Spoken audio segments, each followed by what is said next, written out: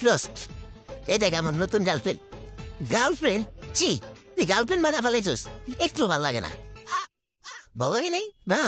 এই breakup breakup, যাও যাও যাও যাও যাও যাও। ওর বন্ধু চাকরি কোথায়?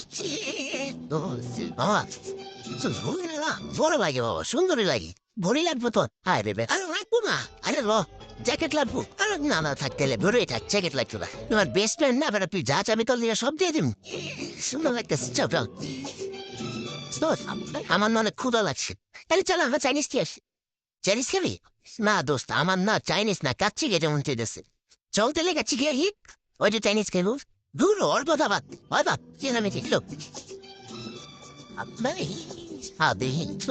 এই একটু বাইরে আসি।